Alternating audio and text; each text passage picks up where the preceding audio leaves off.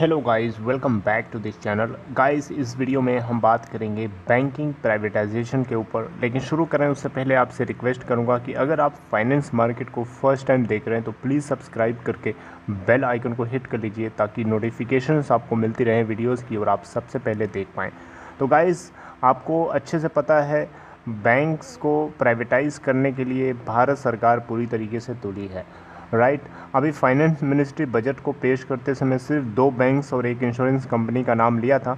इसके अलावा उन्होंने जो नाम नहीं लिए थे वो भी आपको पता होना चाहिए। आईडीबीआई बैंक आपको पता है प्राइवेटाइज होने वाला है।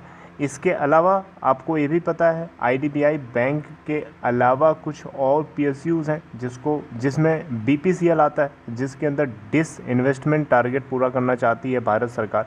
तो ऐसे करके अगर हम सिर्फ बैंकिंग सेक्टर की बात करें तो सिर्फ 2 बैंक्स के प्राइवेटाइज होने की ये बात कर रहे हैं। लेकिन आने वाले टाइम में आपको बताया था भारत सरकार मेरली 4 बैंक्स को रखना चाहती है, उससे ज़्यादा बैंक्स नहीं रखेगी, बाकी को प्राइवेटाइज कर देगी। और 4 बैंक्स में एसबीआई जो है उसके अंदर मेजॉरिटी स्टेक भारत सरकार ओन करती रहेगी, लेकिन और जो बैंक्स हैं उसके अंदर मेजॉरिटी स्टेक बेच सकती है।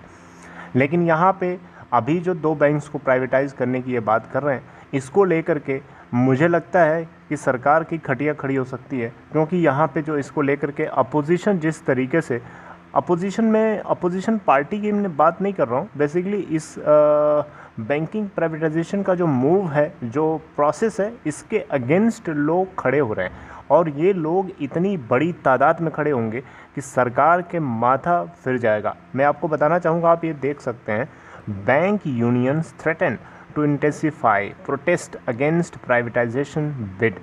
यानी इन बैंकिंग कर्मचारियों की डिमांड है कि जो प्राइवेटाइजेशन सरकार लेके आ रही है वो बंद करे। वो अच्छा नहीं है, वो हमारे देश की सिक्योरिटी के लिए खतरा है। हमारे देश के पूर्वजों ने, हमारे देश के महान लोगों ने जिस तरीके से इन बैंकिंग इंस्टीट्यूशंस को, जिस तरीके से इन सरकारी इंस्टीट्यूशंस को, संस्थाओं को बनाया है, खड़ा किया है, सरकार उसको झटके में गिरा करके बेचना चाहती है। ये सरकार आने से पहले वादा कर रही थी कि ये सरकार देश को जो है बेचने नहीं देगी, राइट। लेकिन आज की डेट में जिस तरीके से काम कर रही है उस तरीके से ऐसा लगता है ये देश को बचने नहीं देगी, राइट। तो ये बैंकिंग कर्मचारी हैं जो हड़ताल पे हैं। आपको बताया था मैंने कि 15 तारीख और 16 तारीख, 15 मार्च और 16 मार्च, ये 2 ऐसे दिन थे जहां पे बैंकिंग सेक्टर के 10 लाख एम्प्लॉयज़, जी हाँ 10 लाख एम्प्लॉयज़, 1 मिलियन, ठीक है, बहुत बड़ा नंबर होता है।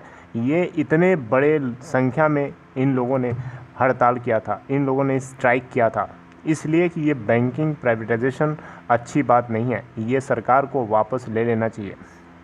लेकिन यहाँ पे आपको बताना चाहूँगा, all India banking employees association की तरफ से बहुत ज़्यादा इंटेंसिफाई करने के लिए यहाँ पे एक कैंपेन चलाए जाने की उम्मीद है।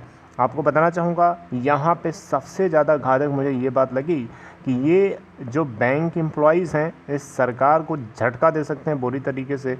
वो ऐसे, क्योंकि ये जो है स्ट्राइक तो कर ही रहे हैं अपने आप में, लेकिन ये स्ट्राइक के साथ साथ में उन सारे पब्लिक को भी अपने साथ में जोड़ने की कोशिश करेंगे जिन पब्लिक्स का नुकसान होना है।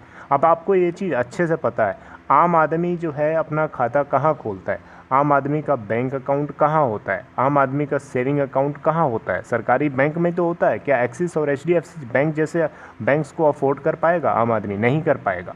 तो इन बैंक्स के अंदर जितने भी कस्टमर्स होते हैं उन सारे customers definitely in bank employees के साथ में खड़े होंगे, क्योंकि उन्हीं कस्टमर्स के जो बच्चे होते हैं, जो छोटे मोटे गरीब लोग होते हैं, उनके बच्चे थोड़े बहुत पढ़ लिख करके इन्हीं सरकारी बैंकों में जॉब करते हैं, नौकरी करते हैं, एक सिक्योरिटी जॉब होती है। तो वही लोग इन सारे बैंक एम्प्लॉयज़ एसोसिएशन का साथ देने वाले हैं। तो अकेले अगर हम बात करें तो 15-16 मार्च को 2 दिन 10 लाख एम्प्लॉयज़ इकट्ठा हो सकते हैं अगर पब्लिक साथ में खड़ी हो जाए। ऊपर से किसानों का जो विरोध चल रहा है, किसान भी अगर पब्लिक के साथ में खड़े हो जाएं तो भारत सरकार को मस्तिष्क अपना झुकाना पड़ सकता है अपने इस बेवकूफ़ी भरे फैसले को लेकर के। ऐसा मुझे लगता है, ऐसा ये अपनी तरफ से मैं बताने की कोशिश कर रहा हूँ इस पूरे आर्टिकल का जो एक्सट्रैक्ट है वो पढ़ने के बाद। राइट। तो यहाँ पे मुझे लगता है कि ये सारे पॉइंट्स जो है आपको भी पता होने चाहिए। राइट। तो मुझे लगता है कि ऐसा जो है चैलेंजिंग हो सकता है सरकार के लिए। राइट। लेकिन ये सही नहीं कर रही है सरकार। आपको क्या लगता है ये सही कर रही है? मुझे तो लगता है कि ये पूरी तरीके से सही नहीं है। कहीं ना कहीं ये एक सरकार की कमज़ोरी को दर्शाता है, कमज़ोरी को रिप्रेजेंट करता है। अगर सरकार उसको प्रॉफिटेबल नहीं बना पा रही है तो उसको प्राइवेटाइज़ करके हाथ धोना चाहती है। राइट। क्योंकि प्राइवेट कंपनी को बेच देगी तो प्राइवेट पार्टी की जिम्मेदारी हो जाएगी, उसको प्रॉफिटेबल बनाए या लॉस में बनाए वो उसकी दिक्कत है। सरकार को तो वहाँ से जितना मिलना था मिल गया, बाहर हो गई। ना तो उसको सैलरी देने की चिंता है, ना तो उसके डूबने और चढ़ाने की चिंता है। रही बात प्राइवेट कॉरपोरेट अगर को बेच देगी तो ऊपर से सरकार को टैक्स मिलना शुरू हो जाएगा। टैक्स ऐसे देना पड़ रहा है लोगों को, एम्प्लॉयज़ को सैलरी देनी पड़ती है, ऐसे एम्प्लॉयज़ को सैलरी देनी नहीं पड़ेगी, उल्टा टैक्स के रूप में इनको और रेवेन्यू मिलेगा। यानी काम ना करना पड़े, आराम से खूब पैसे आ जाएँ। तो ये स्ट्रेटजी हो सकती है सरकार की। तो इसके लिए बैंक एम्प्लॉयज़ की तरफ से ये जो हड़ताल है ये कहीं ना कहीं सरकार के लिए बहुत ही ज़्यादा चिंता का विषय बन सकती है, ऐसा मुझे लगता है। बाकी आपको क्या लगता है आप मुझे कमेंट बॉक्स में बताना मत भूलिएगा। I would like to read your comments, और उससे मुझे पता चलता है कि आप लोगों का पॉइंट ऑफ व्यू क्या है इन सारे चीज़ों को लेकर के।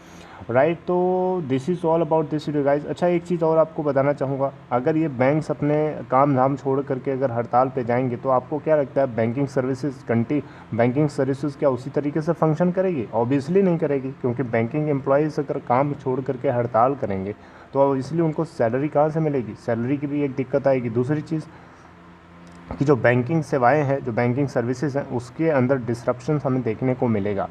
राइट। आप यहाँ देख सकते हैं 15 मार्च को जब इन लोगों ने प्रोटेस्ट किया था, स्ट्राइक किया था, तो सिर्फ 3 ऐसे सेंटर्स थे जो बड़े थे जो ऑपरेट कर। जहाँ आप देखें, while Chennai handles 5.8 million instruments, 5150 crore के अमाउंट को हर दिन।